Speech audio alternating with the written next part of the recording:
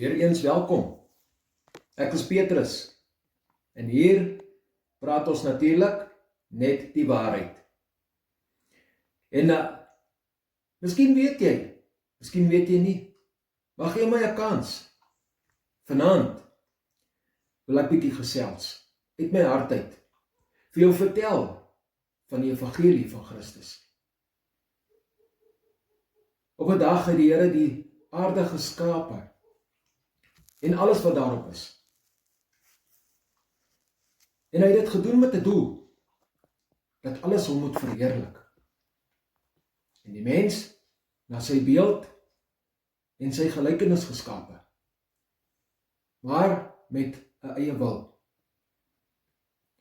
En omdat ons uit die aarde gemaak is, vleeslik, natuurlik, neig hierdie ou liggaam van ons altyd na die sonde, na die verkeerde, van die begin af.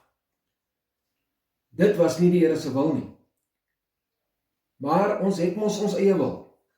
Ons kan mos beter. Ons wil mos nie onder die Here wees nie. Ons wil gelyk met die Here wees. Maar dit het net meer en meer geword 'n gemors. Die mense het eers moes hulle versoening maak met die Here deur offers te bring van diere. Maar dit het so erg geraak dat dit naderhand nie meer gehelp het nie, want die sonde was te veel. En dit het die Here nie meer behaag nie. Toe Jesus besluit, hy sal kom. En hy sal mens word. Tussen ons kom woon. En vir ons wys hoe om te lewe. En so het dit gebeur. Hy is deur 'n maagd is hy gebore. En hy het 'n mens, as 'n mens opgegroei, maar sonder sonde. En hy het gekom om die volmaakte offer te bring. En hy het in 3 jaar se tyd, na plus minus 30 jaar, het hy vir so 3 jaar, het hy tussen ons beweeg op die aarde en hy het vir die mense gepreek, die evangelie, en hoe ons regtig die Here moet behaag. En hy was lief vir die mense, maar hy haat die sonde. Toe het hy die volmaakte offer gebring. Maar hy het ook vir die mense gesê, hy is die weg, die waarheid en die lewe. En dit kon net gebeur as hy die kruisdood gesterf het, om vir ons daai weg te baan. En hy het al ons sondes op hom gevat. Jy weet, alles wat jy gedoen het, wat jy nog doen en wat jy nog gaan doen, alles is op die Here, vir elke mens op die aarde. Kan jy jou indink? Net jou indink hoeveel die Here moes gedra het op die kruis. En die toorn van God het op hom gekom vir dit. So erg dat hy sy gesig weggedraai het.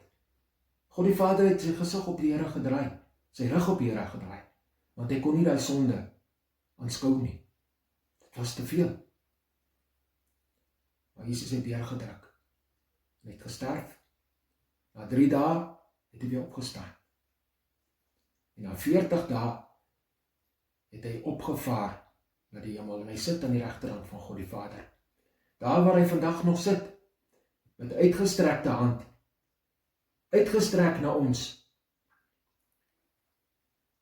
dat ons na hom toe moet kom, vir die versoening, dat ons hom aanneem as saligmaker en verlosser, dat hy ons kan verlos uit hierdie sondige wêreld.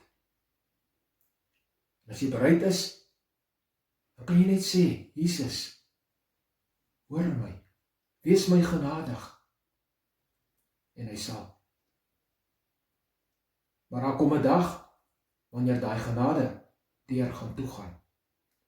So as jy sy stem nou hoor, dan moet jy nie aarzel nie, dan moet jy nie jou hart verhard nie.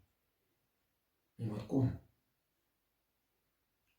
En daardie dag, wanneer jy terugkom, om te kom oordeel, die lewende en die dode, dan kom hy as die regter, die regverdige regter. Dan is daar nie meer 'n kans vir regmaak nie. Ek lees vir ons hierso in 1 Korintiërs 2 vers 9 tot 11.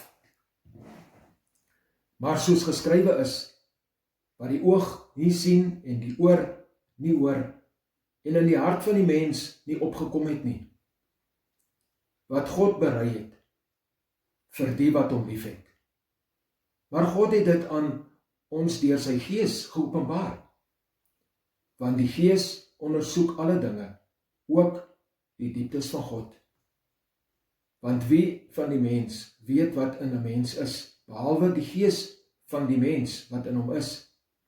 So weet ook niemand wat in God is nie, behalwe die Gees van God.